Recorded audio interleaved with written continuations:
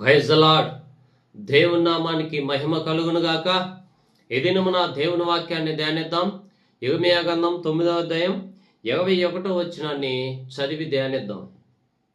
వీధులలో పసిపిల్లలు లేకుండాను, రాజ్య మార్గములలో యవనులు లేకుండాను వారిని నాశనము చేయుటకై మరణము మన కిటికీలను ఎక్కుచున్నది, మన నగరులలో ప్రవేశించుచున్నది. ఆమేన్. హల్లెలూయా. ఇర్మీయా ఎందుకు ఈ విధంగా మరి ప్రలపిస్తున్నాడు? ఎందుకు ఇర్మీయా పదే పదే మరణం మన కిటికీల అంచున ఎక్కుతుంది అని ప్రకటిస్తున్నాడు అని అంటే, రోదన చేసేవాళ్ళు, ప్రార్థన చేసేవాళ్ళు కావాలి.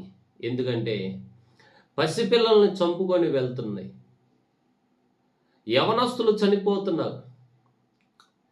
అంటే మరణం అనేది మనం వయసు మీద పడ్డ వాళ్ళకి అయితే సహజంగా ఉంటుంది.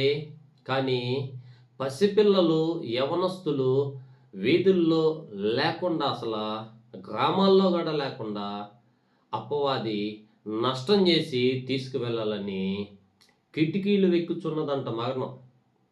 అయితే ఆ కిటికీలు ఎక్కకుండా మరణం మన కుటుంబాల్లో రాకుండా, మన కుటుంబంలో నష్టం కలగకుండా రోదన చేసే స్త్రీలను కనుగొనండి. ఇర్మీయా ప్రలపిస్తున్నాడు, నా కన్నీళ్లు ఓటగా మాగిపోతున్నాయి. అంతగా రోధిస్తున్నాడు.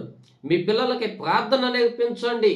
మీ పిల్లలు మరణం అయిపోకుండా, అకాల మరణములు ఎక్కడ పడ్డా చిన్నపిల్లలు చనిపోతున్నారు, యవనస్తులు చనిపోతున్నారు, మరి కుటుంబాలు నష్టపోతున్నాయి. ఎందుకు ఈ రోజు నా కుటుంబాల్లో నష్టం కలుగుతుందంటే రోదన లేదు. ఎందుకు ఈ రోజు నా పసిపిల్లలు, యవనస్తులు చనిపోతున్నారంటే చనిపోయే వయసు కాదు, అయినా మరణం చంపివేస్తుంది. ఎక్కడ చూసినా మరణ భయం, మరణ భయం. ఏ ప్రాంతంలో చూసినా మరణమే, ఏ పట్టణంలో చూసినా మరణమే. ఈ మరణాన్ని ఆపేది ఒకే ఒక్కటి, ప్రార్థన. ఆమేన్. హల్లెలూయా.